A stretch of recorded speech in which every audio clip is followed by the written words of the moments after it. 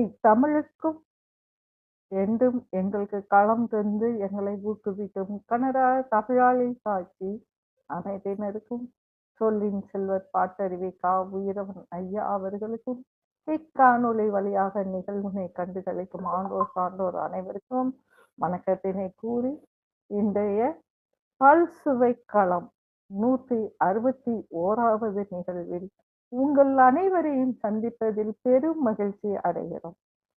அன்பின் சங்கமம் சிறுவர் உலகம் வழங்கும் பல்சுவை களம் நிகழ்வில் இன்றைய நிகழ்வு ஒரு சிறப்பான நிகழ்வாக சித்திரை திருமகளை வரவேற்கும் நிகழ்வாக எங்களது பெற்றோர்கள் உங்கள் அனைவரையும் மகிழ்விக்க வருகிறார்கள்.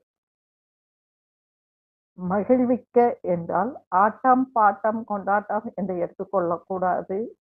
இன்றைய பெற்றோர்களுக்கு மிகவும் தேவைப்படும் ஒரு விஷயம் குழந்தை வளர்ப்பு. இன்றைய தற்கால சூழலில் குழந்தை வளர்ப்பு என்பது எளிதே என்கிற தலைப்பில் தலைமை லாவண்யா அவர்கள் வருகிறார்கள். அதற்கு அடுத்து பேச இருப்பவர் ஏ செல்வராணி சோ புவனேஸ்வரி.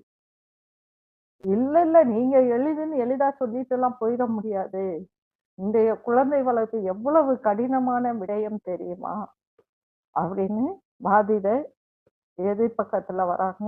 தலைமையாக கவிஞர் ஆசிரியர் ஏ வள்ளி அவர்களும் கவிஞர் லட்சுமி செந்தில் மற்றும் கவிஞர் தா உமா அவர்களும் வராங்க. முதலாவதாக குழந்தை வளர்ப்பு மிகவும் கடினமே என்கிற தலைப்பில் வாதிட நம்முடன் இணைகிறார் ஆசிரியர் ஏ வள்ளி அவர்கள். வாருங்களம்மா.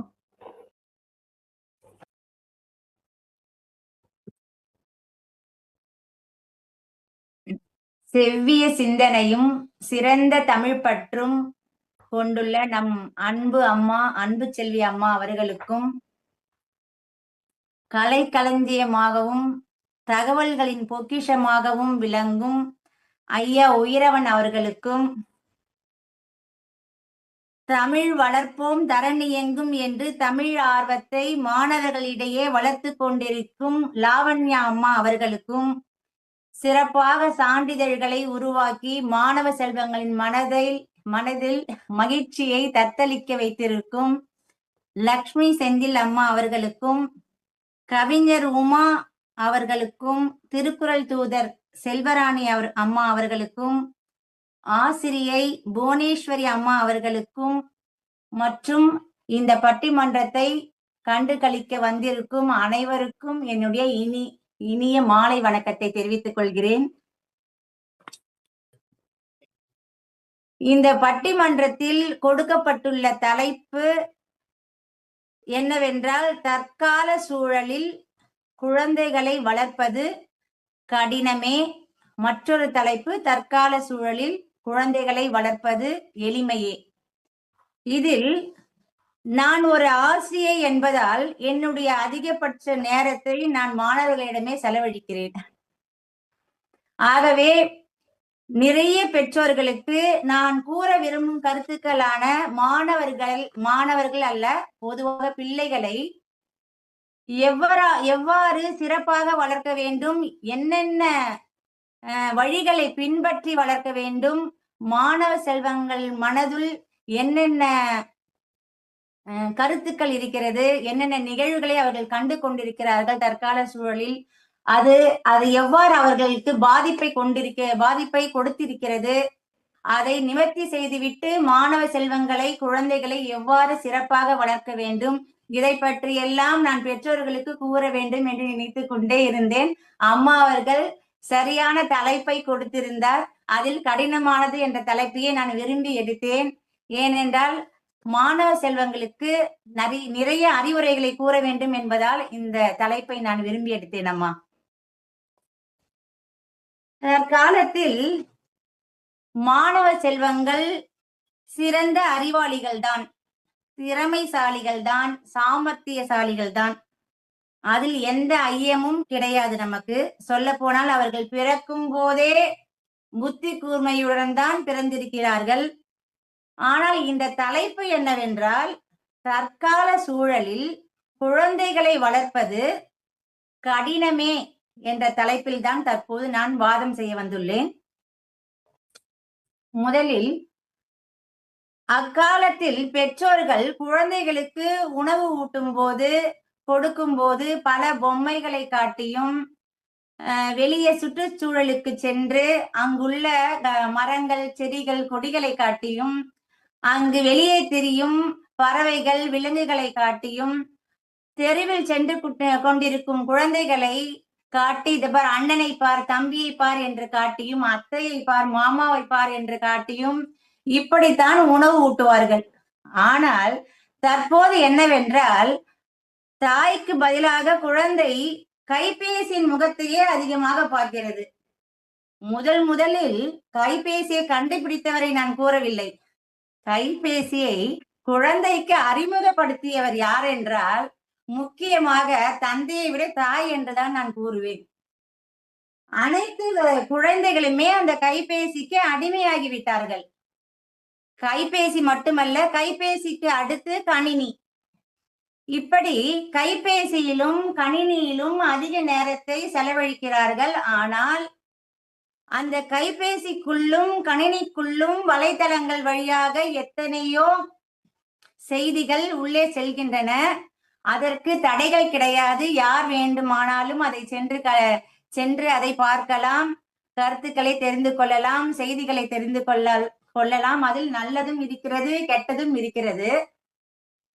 இது எல்லா இந்த செயல்கள் எல்லாவற்றுக்கும் காரணமாக இருப்பது நாம் தான். கணினியை மட்டுமல்ல, கைபேசியையும் தான் அறிமுகம் செய்ததே பெற்றோர்கள் தான்.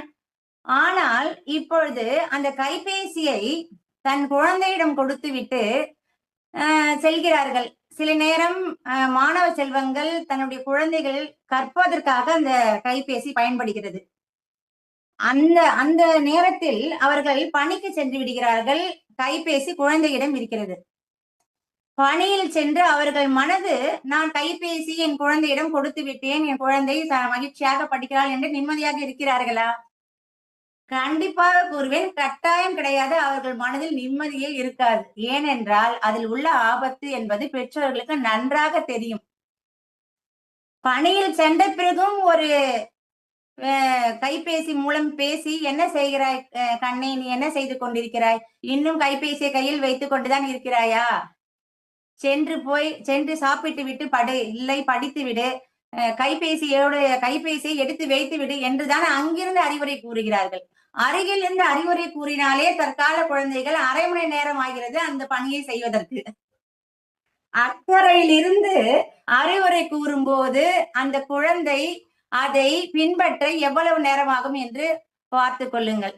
இவ்வாறு கைபேசியாலும் கணினியாலும் இத்தகைய தகவல் தொடர்பு சாதனங்களால் குழந்தைகளுடைய மனது நன்மை தீமை என்று இரண்டையுமே கற்றுக்கொள்கிறது. அதற்கு காரணமானவர்கள் நாம் தான், பெற்றோர்கள் தான். இத்தகைய சூழலில் நாம் தற்போது இவ்வாறு நிலவும் இந்த சூழலில் குழந்தைகளை வளர்ப்பது கடினம் என்றுதான் நான் கூறுவேன். அடுத்து பிடிவாத குணத்தை நான் ஒரு வாதமாக வைக்கிறேன். என்னவென்றால், பிள்ளைகள் விரும்பும் அனைத்தையும் பெற்றோர்கள் வாங்கி கொடுத்து விடுகிறார்கள். ஏன் அப்படி வாங்கி கொடுக்கிறார்கள் என அதற்கு ஒரு சிறப்பான ஒரு காரணத்தை கூறுகிறார்கள். என்னவென்றால், நான் அந்த காலத்தில் அனுபவிக்கவில்லை, நான் கஷ்டப்பட்டு கொண்டிருந்தேன், எனது பெற்றோர்கள் எனக்கு எதுவும் இது போன்று வாங்கி தரவில்லை, ஆனால் என் குழந்தை மகிழ்ச்சியாக இருக்கட்டும் என்று அவர்களுடைய இது நல்ல எண்ணம் தான். ஆனால் அவர்களுக்கு மறுப்பு என்பது தெரிவிப்பதே கிடையாது. கேட்டவுடன் அனைத்தையும் வாங்கி தருகிறார்கள், ஏழை முதல் பணக்காரர் வரை. இது அனைத்து பெற்றோர்களுக்கும் இந்த குணம் உண்டு. அவர்கள் விலை உயர்ந்த பொருட்களை கேட்டாலும் வாங்கி தருகிறார்கள். இதைத்தான் நாம் கவனிக்க வேண்டும். விலையுயர்ந்த பொருட்கள் கேட்கும் போது கணினி கேட்கிறார்கள், தனக்கென்று ஒரு கைபேசி கேட்கிறார்கள். 2ஆம் வகுப்பு மாணவர்கள் கூட தனக்கென்று ஒரு கைபேசி வேண்டும், பெரிய அளவில் தொலைக்காட்சி வேண்டும், விலை உயர்ந்த ஆடைகள் வேண்டும், என்று எது கேட்டாலும் வாங்கி கொடுத்து விடுகிறார்கள். ஆனால் குழந்தைகளிடம் பெற்றோர்களுடைய மனப்பாங்கை சரியாக புரிந்து கொண்டிருக்கிறார்கள். ஏனென்றால் கேட்டவுடன் கிடைத்து விடுகிறது அல்லவா? நாம் எது கேட்டாலும் நம் பெற்றோர்கள் வாங்கி கொடுத்து விடுவார்கள் என்ற ஒரு மனநிலைக்கு வந்து விட்டார்கள். சரி, நாட்கள் கடக்கின்றன, பருவமும் வளர்ந்து கொண்டே இருக்கிறது. இதே பழக்கத்தை பெற்றோரால் தொடர முடியவில்லை. அவர்கள் தன்னுடைய நண்பர்கள் மூலமும் தகவல் தொடர்பு சாதனங்கள் மூலமும் நிறைய விஷயங்களை கற்றுக்கொண்டு அவற்றையும் வாங்கி தர சொல்கிறார்கள். அப்பொழுதுதான் பெற்றோர்கள் அதை உணர்கிறார்கள். என்ன இது இதை இதை இந்த பழக்கத்தை நாம் தொடர்வது சரியில்லை என்பதை அப்போதுதான் அதை உணர்கிறார்கள். அப்பொழுது அதற்கு தடை போடும் போது மாணவர்கள் தோல்வியாக அதை நினைக்கிறார்கள். வெற்றியை மட்டுமே அவர்கள் சந்தித்துக் கொண்டிருந்து இப்பொழுது அவர்கள் பெற்றோர்கள் அவற்றை வாங்கி தர மறுக்கும் போது அதை மிகப்பெரிய தோல்வியாக எண்ணி மன உளைச்சலுக்கு ஆளாகிறார்கள். இதை எண்ணி பெற்றோர்கள் மன உளைச்சலுக்கு ஆளாகிறார்கள். இத்தகைய சூழ்நிலையில் மாணவர்களை, பிள்ளைகளை வளர்ப்பது மிகவும் கடினமே என்பதை நான் எடுத்து கூறுகிறேன். அடுத்ததாக, பாதுகாப்பின்மை. குழந்தைகளுக்கு பாதுகாப்பு என்பது, அதை பற்றி ஒரு சில வரிகள். இப்பொழுது அந்த காலத்தில் எல்லாம், நாம் வளர்ந்த காலத்தில் நமக்கு கைபேசிகள் கிடையாது. எந்த ஒரு தகவல் தொடர்பு கருவிகளின் ஆதிக்கமும் மிக குறைவு. கணினியின் பங்கேற்பும் சற்று குறைவுதான். தொலைக்காட்சி பெட்டிகளும் இங்கொன்றும் அங்கொன்றுமாகத்தான் இருக்கும். அது மட்டுமல்ல, நல்ல நட்பு உள்ளங்களின் தூய்மையான மனம் நமக்கு துணையாக இருந்தது. நல்ல உறவுகள் இருந்தார்கள், கூட்டு குடும்பம் இருந்தது. இவ்வளவும் இருந்ததால் நமக்கு சில தீய பண்புகளுக்கும் தீய செயல்களுக்கு ஈடுபட மனம் செல்லவில்லை. ஏனென்றால் நமக்கு தெரியாது, நல்ல விஷயங்களையே நாம் கேட்டுக்கொண்டிருந்தோம், அறிவுரைகளை கேட்டுக்கொண்டிருந்தோம் அந்த காலத்தில். இப்பொழுது மாணவ செல்வங்கள் நல்லது கெட்டது என்று அறியாத அனைத்தையும் அறிந்து கொள்வதற்கு கைபேசி வந்து விட்டதால் மாணவ செல்வங்களுக்கு இப்ப துணையாக இருப்பது கைபேசி மட்டுமே. அது மட்டுமல்ல, தொலைக்காட்சிகள் மூலமாக நிறைய விஷயங்களை செய்திகள் மூலம் பார்க்கிறார்கள். ஏதாவது திரைப்படம் ஒன்று வந்துவிட்டால் உடனே அம்மாவிடம் அடம் பிடித்து நான் செல்ல வேண்டும் வாங்கள் என்ற அம்மா பெற்றோர்களும் அதற்கு அழைத்து செல்கிறார்கள். அதில் வரும் காட்சிகளை அவர்களால் மறைக்க முடியுமா? முடியாது. அனைத்தையுமே அவர்கள் பெற்றோரிடம் அமர்ந்து பார்க்கிறார்கள். இத்தகைய சூழ்நிலை நிலவுகிறது. அது மட்டுமல்ல, சுற்றி உள்ள சுற்றத்தவர்கள், உறவினர்கள், அக்கம் பக்கத்தில் இருப்பவர்கள் அனைவருமே நண்பர்கள் தான். இருப்பினும் தன்னுடைய குழந்தையை, தன்னுடைய பிள்ளையை தைரியமாக பக்கத்து வீட்டில் அனுப்பிவிட்டு இல்லை அங்கே பாதுகாக்க சொல்லி சென்று விட்டு செல்ல முடியுமா? முடியாது. ஏனென்றால் தற்போது மிகவும் தலை விரித்து ஆடும் பாலியல் தொல்லைகள். இப்படி பிள்ளைகளுக்கு பாதுகாப்பே இல்லாமல் இருக்கிறது.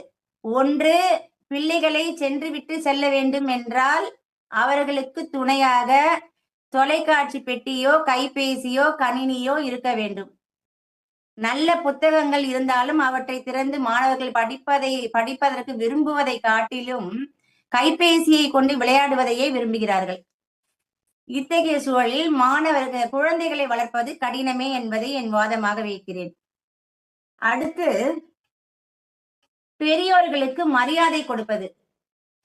இப்பொழுது குழந்தைகள் உறவினர்களோ அல்லது சுற்றத்தவர்களோ அல்லது நண்பர்களோ யாரேனும் பெரியவர்கள் வீட்டிற்கு வந்தால் அவர்கள் வரும்போது அவர்களை வரவேற்றோ இல்ல பணிவாக நின்று கொண்டோ அவர்கள் கேட்கும் கேள்விகளுக்கு பதில் சொல்வதோ கிடையாது. அவரவர் ஒரு வீட்டில் ஒரு 3 அறைகள் இருந்தால் ஒவ்வொரு அறையிலும் ஒவ்வொருவர் உட்கார்ந்து கொண்டு கைபேசியை நோண்டிக் கொண்டிருக்கிறார்கள். இந்த சூழலில் மரியாதை கொடுக்கும் பண்பு என்பதே இல்லாமல் போயிற்று. இத்தகைய சூழலில் குழந்தைகளுக்கு நாம் கற்றுக் கொடுத்து எவ்வாறு வளர வேண்டும், எவ்வாறு மதிக்க வேண்டும் என்பதை நாம் கற்றுக் கொடுத்து வளர்க்க வேண்டும். இது இத்தகைய கற்பித்தல் என்பது 100% நடந்திருக்கிறதா என்று எனக்கு தெரியவில்லை. ஆகவே இத்தகைய சூழலில் குழந்தைகளை சிறப்பாக வளர்ப்பது என்பது கடினம்தான். அடுத்தது, இணையம் மூலமாக பொருட்களை வாங்குவது. அம்மா மிகவும் ரசித்து சத்துள்ள பொருட்களை இணைத்து வைத்து நல்ல சுவையான உணவை சமைத்து வைத்திருப்பார். ஆனால் குழந்தைகள் அதை விரும்புவதில்லை.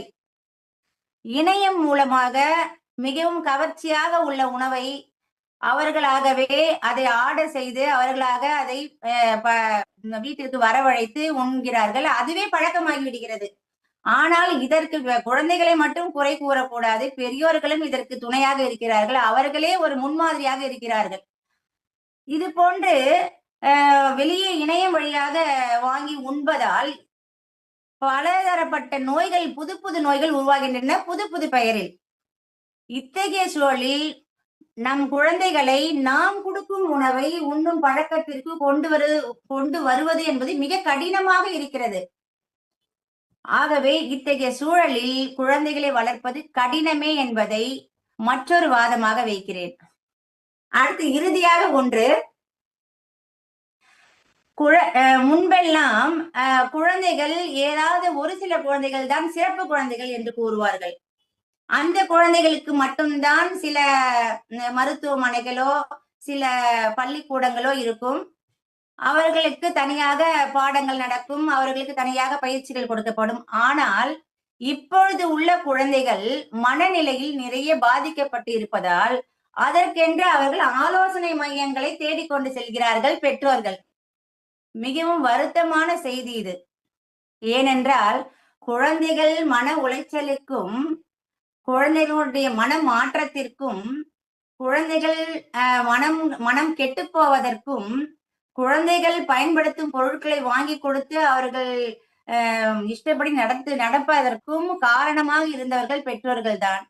இன்று பெற்றோர்களே அவதிப்பட்டு கொண்டிருக்கிறார்கள். நான் இதை பொதுவாக கூற விரும்புகிறேன், பட்டிமன்றம் என்றல்ல, பொதுவான கருத்து இது. பெற்றோர்கள் பிள்ளைகளிடம் கண்டிப்பு என்பதை காட்டுவதே கிடையாது. ஏனென்றால் நான் ஆசிரியராக இருப்பதால் பெற்றோரிடம் கூறுவதுண்டு. சிறிது கண்டிப்பாவது பெற்றோர்களிடம் இருக்க வேண்டும்.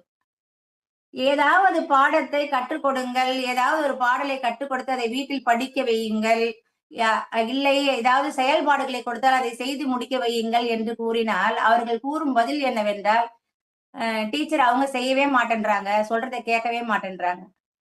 நான் என்ன சொல்லுவேன் அப்படின்னா, ஆசிரியரா நான் இருக்கிறேன், என்கிட்ட 30 பிள்ளைங்க படிக்கிறாங்க, நான் சொல்றதை கேட்கறாங்க, என்கிட்ட அன்பாவும் இருக்கிறாங்க. அப்ப என்னன்னா என்கிட்ட கண்டிப்பும் இருக்குது, அதாவது ஆசிரியர் என்கிட்ட கண்டிப்பும் இருக்குது, பாடமும் நான் கற்பிக்கிறேன், அதுல பயமும் இருக்குது. அடுத்த நாள் நீங்க தேர்வுக்கு வரணும்னா படிச்சுட்டு வரணும்னு சொன்னா அங்க படிக்கலாம்னு என்கிட்ட வந்து படிக்கிறாங்க. சோ அப்ப இப்ப இருக்கிற பெற்றோர்கள் கிட்ட கண்டிப்புன்றது, அவங்க கண்டிப்புன்னா என்ன நினைக்கிறாங்க அப்படின்னா அப்படியே கொம்பு எடுத்து அடிக்கணும், அந்த மாதிரி ஒரு கண்டிப்பு. அந்த கண்டிப்பு கிடையாது. கண்டிப்போடு கூடிய நட்பு இருக்கணும் அப்படின்றத என்னுடைய கருத்து. என்னன்னா நட்போடு அந்த குழந்தைங்க கிட்ட போயிட்டு பழகணும். அதே நேரத்துல பெரியவர்கள் என்ற ஒரு பயமும் இருக்கணும், கண்டிப்பும் இருக்கணும். அப்படி வளர்ற குழந்தைகள் சிறந்த குழந்தைகளாக வளருவார்கள். தான் பள்ளியிலோ அல்லது வெளியே செல்லும் போதோ ஏதாவது ஒண்ணு அவர்களுக்கு பாதிக்கப்பட்டாலோ அதை திறந்த மனதோடு பெற்றோர்களிடம் கூறுவார்கள். அதற்கு ஒரு பதில் கிடைக்கும். அதற்கு நாம் ஆய்ந்து என்ன செய்யலாம் என்று முடிவெடுக்கலாம். அத்தகைய சூழலை பெற்றோர்கள் கொண்டு வர வேண்டும். அதை கொண்டு வராத வரை தற்கால சூழலில் குழந்தைகளை வளர்ப்பது கடினமே என்று என் வாதத்தை முடிக்கிறேன். நன்றி அம்மா. மகிழ்ச்சி அம்மா. ஒரு ஆசிரியரா நீங்க இந்த சமயத்துல உங்களோட குழந்தை வளர்ப்பது கடினமா என்று வாதிட சொன்னார். எங்கள் குழந்தைகள் பிறக்கும் பொழுதே அறிவுடையவர்களாக, புத்தி கூர்மை உள்ளவர்களாக, திறமையானவர்களாகத்தான் பிறந்திருக்கிறார்கள். அவர்களை சொல்லி கூட்டவும் இல்லை.